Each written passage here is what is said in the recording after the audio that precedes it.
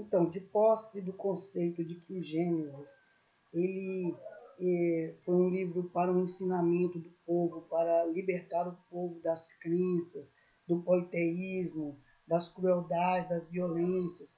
O objetivo central do Gênesis era ensinar ao homem que ele não tinha que fazer coisas criminosas e ruins porque alguém disse que um Deus pediu isso. Então não tinha mais que fazer sacrifício humano, não tinha mais que fazer usar a cultura da orgia sagrada e tudo isso. Esse é o conceito que nós temos que colocar em mente quando estivermos lendo o Gênesis. O objetivo dele era tirar do povo esses tipos de práticas perniciosas, doentias, viciosas, cruéis, né? Tudo dentro da ideia de palavra de pecado, né? Tirar do povo isso para que se tornasse um povo melhor, um povo realmente separado, né? A palavra santo, que é usado muito lá no texto da Bíblia, é justamente isso. Eles queriam que o povo o povo israelita, o povo judeu, eles fossem diferentes dos outros povos, não fizessem essas práticas absurdas, ruins, cruéis, violentas, desumanas que os outros povos praticavam e faziam isso, os outros povos faziam isso dizendo que era por causa de suas religiões, por causa de seus deuses, né? Então o Gênesis vem para tornar o homem um ser mais humano, mais amável, mais centrado. E por isso que aparecem muitas leis no Gênesis, porque cada lei que é criada no Gênesis, o objetivo é tirar uma prática que era muito ruim. Então hoje que o homem já não tem mais essas práticas, ele não consegue entender como isso na época era muito ruim. Era uma carga muito pesada para a sociedade, o mal que existia em função de superstições, em função de crenças religiosas politeístas, né? Hoje nós temos muitas superstições que fazem com que o povo que crê em Deus faça coisas ruins sem entender que está fazendo coisas ruins, porque ele acha que a religião dele diz isso. Então, por exemplo, é possível que pessoas hoje em dia morram porque a religião não permite a transfusão de sangue. Existem religiões hoje no mundo em que praticam, por exemplo, a mutilação, dos órgãos sexuais, né? E essa mutilação de uma maneira cruel, má. Isso na época que o Gênesis foi desenvolvido ainda era pior. Agora você imagina o tanto de crueldade que eles não faziam, mutilar um ser humano em qualquer parte do corpo porque algum Deus pediu aquilo. Então o Gênesis tentou humanizar o homem, tornar o homem mais centrado, mais racional, melhor.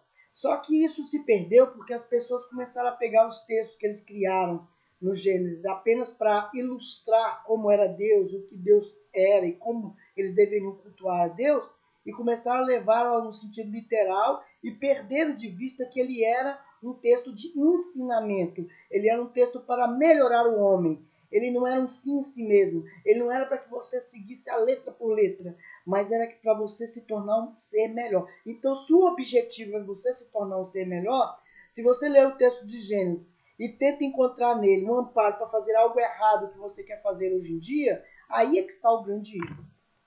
Você não pode ler a Bíblia e pegar uma coisa ruim que você faz hoje e tentar encontrar na Bíblia um amparo para você continuar fazendo aquilo que você faz de ruim hoje. Porque você está errado. É o contrário, a Bíblia queria tirar as coisas ruins que o homem fazia. A Bíblia ela foi construída justamente para que o homem fosse bom, para que o homem só pensasse no bem de si e do próximo. Então, se você está fazendo uma coisa que causa prejuízo aos outros, não quero nem saber se encontrou um trecho na Bíblia que diz que você pode fazer aquilo. Você está errado. Porque a Bíblia não foi criada para você usá-la como desculpa para você fazer o mal. Ela nunca, hipótese alguma, pode ser usada como desculpa para fazer o mal. Vamos ler então o texto aqui de Gênesis 22, 9 a 11, onde aparece uma coisa que para muito cristão parece muito cruel e para os ateus é inclusive absurdo, só que eles não entendem por que esse texto foi feito.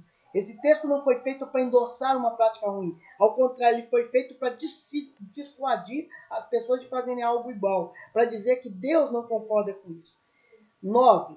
E chegaram ao lugar que Deus lhe dissera. E edificou Abraão ali um altar. E pôs em ordem a lenha. E amarrou a Isaque, seu filho. E deitou-o sobre o altar em cima da lenha.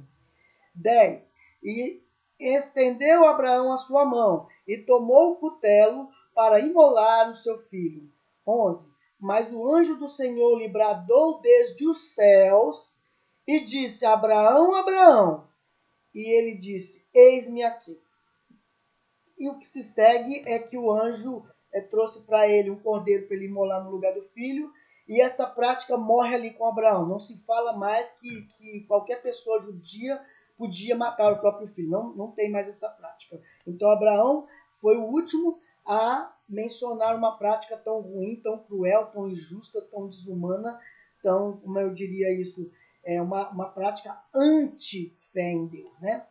Aí temos os ensinamentos que provavelmente nós poderíamos tirar. E olha que eu posso estar errado na forma como eu coloquei o texto, mas vamos tentar entender.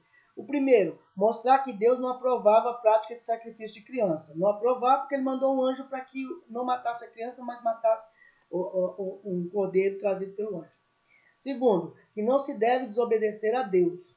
Então Abraão fazia aquilo porque pensava que Deus estava mandando ele fazer. E Deus podia até estar mandando, mas estava mandando como para ensinar ao povo de Israel que não era mais para fazer aquilo. Porque Deus não iria deixar aquilo chegar até o final mais. Não no meio do povo de Israel. O povo de Israel tinha que abandonar essa prática e era muito comum de sacrificar filho aos deuses. 3. Deus testa o homem. Então, muitas pessoas veem isso aqui como um teste divino. Eu não vejo que foi um teste divino. Talvez nunca nem tenha acontecido isso aqui de verdade. Pode ter sido um texto de parábola, um texto apenas de ensino, que foi criado apenas para ensinar o povo de Israel que aquela prática era errada. Provavelmente Abraão nunca passou por essa situação. Agora, como vamos saber? Talvez nem existisse o Abraão, mas vamos dizer que o Abraão existisse, talvez ele nunca tivesse passado por tal prática. Ela foi colocada no texto apenas para ilustrar para o povo que talvez até conhecesse o Abraão e soubesse de toda a história da saga do Abraão. E o quarto, usar o bom senso. O Deus judeu aboliu as práticas cruéis e desumanas. Então, se é cruel, se é desumano, não pode estar vindo de Deus. Está vindo do homem. E qualquer homem que usar a Bíblia para dizer: isso aqui é certo que eu encontrei parando na Bíblia, ele está sendo ruim, cruel, distorcendo o texto da Bíblia. Então, isso é o mais importante quando se lê o Gênesis. Entender que o Gênesis não foi criado para endossar nenhuma prática ruim, nenhum crime, nenhum pecado. Ao contrário, ele foi criado para dizer que o homem não pode fazer o que é mal. O homem está proibido de fazer o que é cruel, o que é mal. E ainda que um Deus mande, está errado, como acontece aqui. Diz que o Deus mandou e o próprio Deus disse: não faz mais. Não vou deixar isso acontecer. Então, compreenda que ler o Gênesis significa que você está entendendo que aquele povo era muito ruim.